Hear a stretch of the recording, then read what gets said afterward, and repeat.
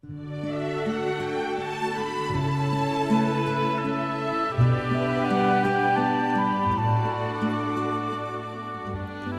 20 years, Jenny, Frankie, Ariana, Katiana, and I have been privileged to be part of God's amazing work in Grosseto.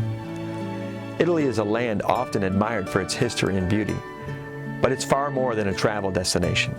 It's a place where precious souls are in need of Christ. Reflecting on the past 20 years, and especially the last few years of ministry, God's words to Abraham in Genesis 18 come to mind. Is there anything too hard for the Lord? We know the answer to that question, but it still amazes us every time we see God do the impossible.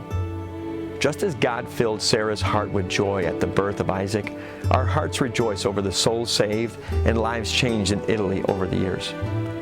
As we look back at the fruit of the early years of the ministry, it is obvious that the soil had been prayed over for 20 years before our arrival. As a result, many souls were saved and young believers baptized. Once the church was established, we rented our first building. Co-workers, evangelists, and several mission teams all worked together with great enthusiasm, and we got to see a great harvest. Then God provided miraculously for the purchase of our original rented facility and the adjacent unit. The arrival of the Tacon family led to the church plant in the famous city of Pisa. We returned to the field in 2022 not knowing exactly what to expect, since Italy was still experiencing stringent COVID restrictions.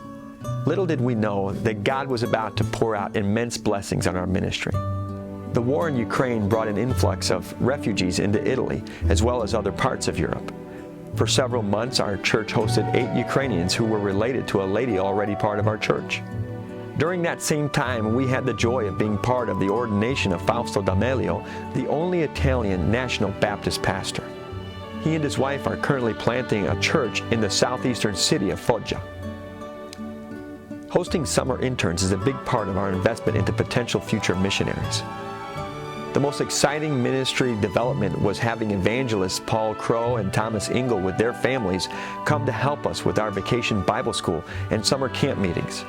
Their ministries resulted in several people coming to Christ and following the Lord in believers' baptism. A visit by our pastor from the States coincided with a missionary meeting we hosted in October. Missionaries from all over Italy came for a time of preaching, singing, and fellowship. Sadly, this was the last time we saw friend and fellow missionary Jamie Holman before his untimely passing. A great burden is on our hearts to see others step into this gap that he left on the field. The harvest truly is plenteous, but the laborers are few. In December, we had our annual evangelistic meeting with Dwight Smith and his family. 3 precious souls were saved during that week. As the year came to a close, God provided the possibility to purchase the 3rd storefront to make space for our growing church family. We were astonished to see God remove obstacles and provide the funds necessary to secure the additional church space and the rapid transformation of the facility to suit the ministry needs. We're truly excited about the ministry before us in Italy. There are many young believers to disciple. We're looking forward to encouraging the D'Amelio family in their new church plant in Foggia. We're praying for and awaiting new missionaries currently on deputation. Pray ye therefore the Lord of the harvest, that he will send forth laborers into his harvest. Finally, we want to say thank you. Thank you for praying for us. Thank you for giving. Thank you for going to your mission field while investing in ours.